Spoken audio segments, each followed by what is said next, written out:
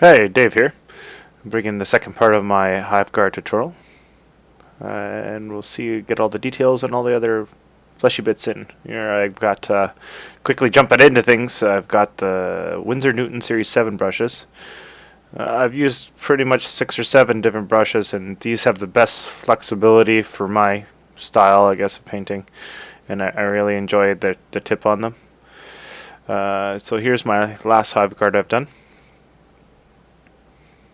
I'm just trying to plan out the gun edges right now. There's with Tyranids, just with this particular style, we're gonna try to figure out where I want to cut the actual gun, especially with the haywire weapon. And here I am. I'm gonna start with actually the arm fleshy bits and filling them in. It's still a very unified paint scheme. There's the body. Usually it's cut in half, right? You have your armor pieces plus your body pieces, and usually it's a very distinguishable two-tone. So with this one, we're just trying to keep things a little more, I guess, earthy and a little more rustic, realistic, I guess. I don't know. So with the tip, you always want to keep flipping your model so that your the tip of your brush is going to fill at the point and work along with the, sort of like following the grain of the model, if you will. I've jacked up the speed now by 400%, so hopefully this will get more done here. It's a 16-minute video, so hopefully we can get enough voice in here. So if you have any questions, definitely fill them in below. I'm very new at this, so I just want to get as much feedback as possible. So I've got a glove on this time because I was doing a bunch of dry brushing initially. Normally I don't wear a glove because I've got the powdered ones. I'm going to have to get some non-powdered ones. It doesn't bother me at all, but just keeps your hands actually pretty dry when you're working on the model. So I'm just continuing to wear it for the detail here. So flesh pit between all the joints, just to give some more breakup in the armor. Me and my brother had decided that it was a little too much to have all continuous armor plating everywhere.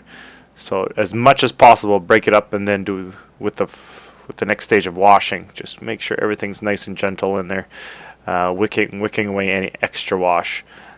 We've tried a couple samples where the wash was so heavy red that it didn't really add any effects. So trying to preserve as much of the rack earth flesh here.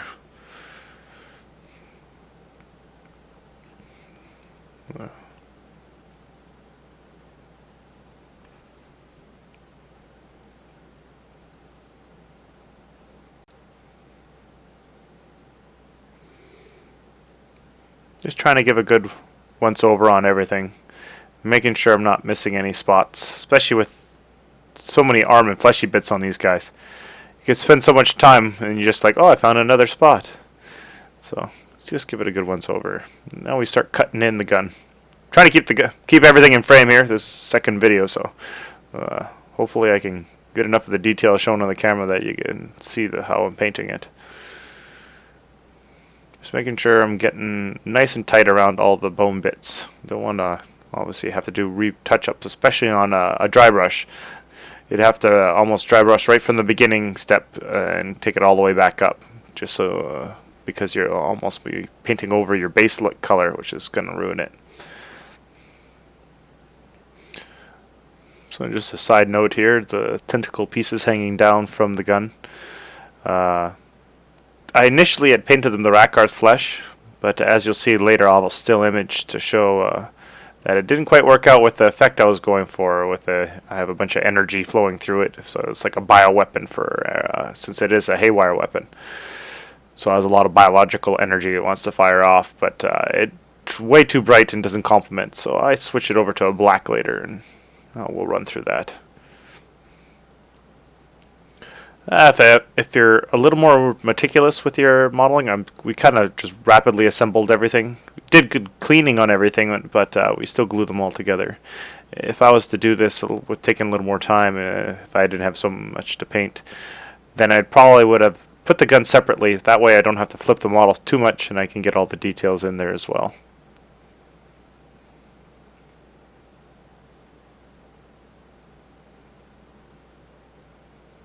There's lots of little nooks near the interior body part, you don't really have to worry about them too much.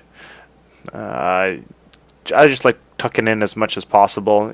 Most people won't see it on a tabletop standard, but it's always good just to have a little more thoroughness, especially when you actually want to focus on going a little bit above tabletops, like say for your HQs and stuff. Why not practice on your troops and all your other army units? So I've actually got a video coming up with I've done for my Dark Elder armory, which is my army. I have a Baron Sarthonics I've custom made with green stuff and some other models. And I've also made a Lady Malice, which is a much easier conversion, but I'll be doing like a combo conversion video with both of those there.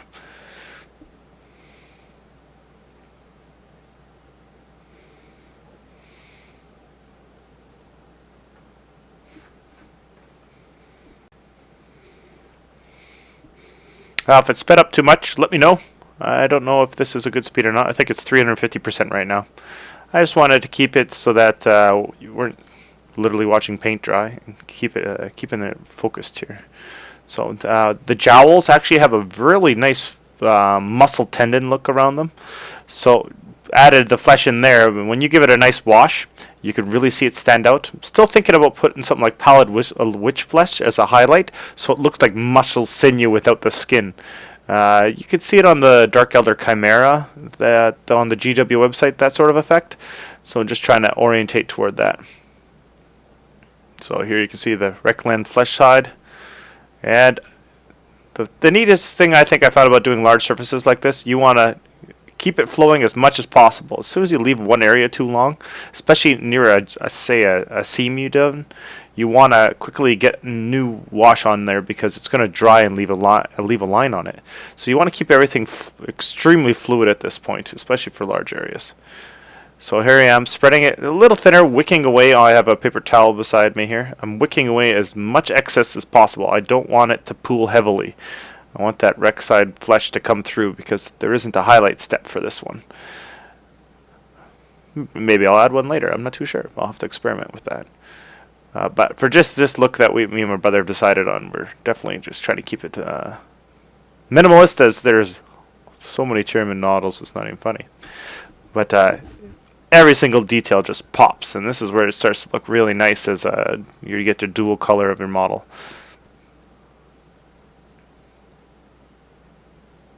Got the tongue in there as well. Alright, so this is the energy I did with the flesh hide underneath. It's really, I guess, plain. I've already filled in the eye there with a couple stages of blue and white just to brighten it up. But it did not turn out the way I wanted to. It looks really off. I also got the teeth filled in there. So I just decided, okay, you know what, I'm just going to step ahead and we're going to go do the tip of the weapon, which is, I'm going to make it like I've done the bone swords, really ancient bone tip on it. So it's something to really make it, I guess, not sort of stand off too much, but enough to differentiate it from the rest of the weapon. So all the bone bits I'm filling in with an aged bone. That's a Reaper color.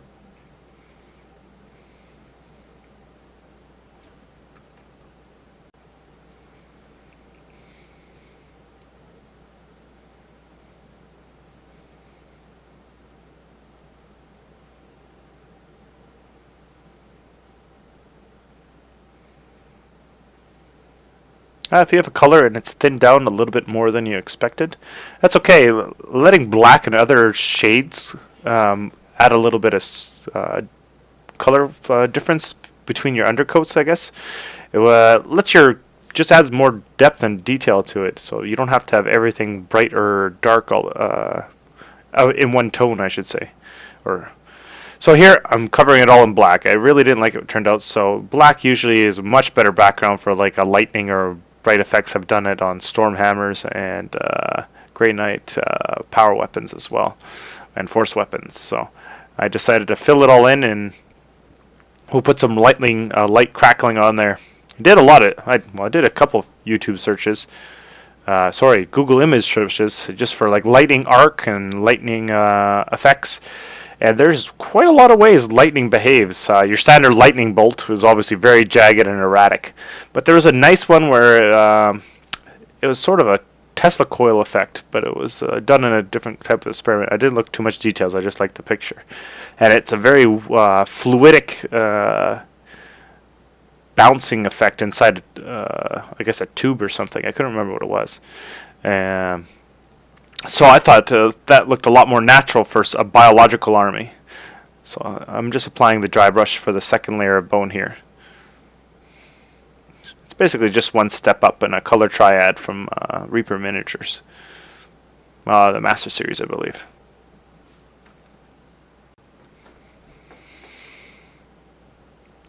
Just keeping things erratic on here. I hope I'm trying to stay in focus for anybody watching this. Still trying to get used to setting up my camera for this. I'm completely out of frame right now, but I'm trying. It's going to be in there sometime. So just doing a little more tighter cuts here. I noticed I missed a couple spots underneath. Get back in there. All right. So here's Ritterlark Blue. Feel free to pause at any time. So what I'm going to do is some base lightning bolts in here with I think this is my 00.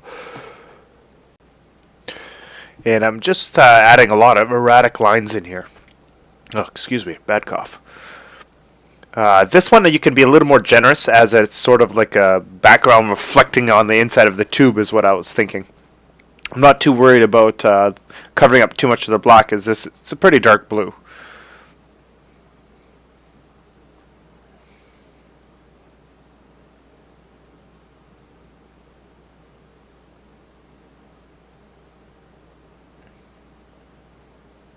Actually, I think I'm being pretty generous here. It's covering the whole bloody thing. So next little bit of a step up here. Sapphire blue.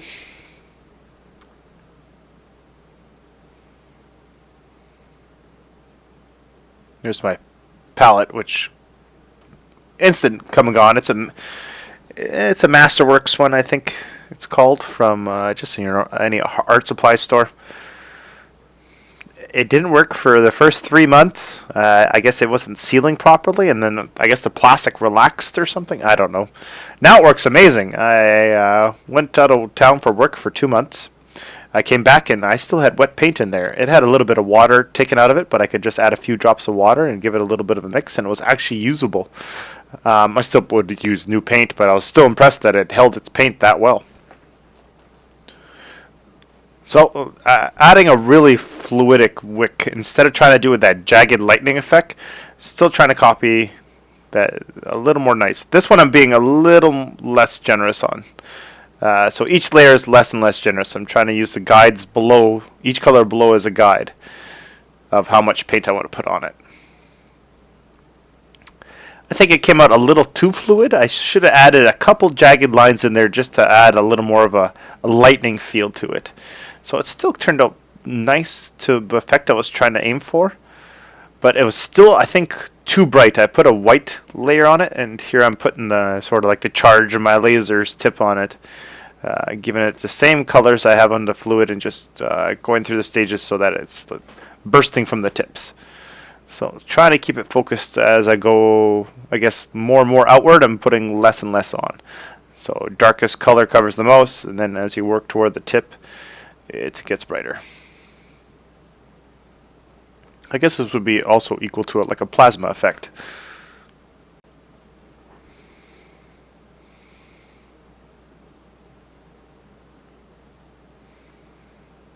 So that's the first stage of finish. Teeth would need a wash. I haven't really done that yet. But I'm trying to figure out what I want to try there. So this is Drakenhof Nightshade, the blue wash. I'm just going to give it a coat over. It was really bright, the white lightning on there. I probably could have cut it in with a little more blue. But as soon as I put the Drakenhof on there, the effect was much more desired, that's for sure. And it didn't knock the color too far back. So it's just a light glaze almost of the wash. We're putting some around the weapon and then the cracks, so it makes the center pop a lot better. Definitely worked on the eyepiece on the side there. That's exactly the effect I was trying to get. Just nice and basic, but enough to give it some special detail. So here it is. This is the finished effect at this stage. So wash some teeth a little bit, and maybe some dirt in here and there places. But this is the basic paint scheme that we're going with. If you have any questions or comments, please leave them below. I'd be happy to read anything that you send to me. Like to return anything back to the community. Thanks for watching.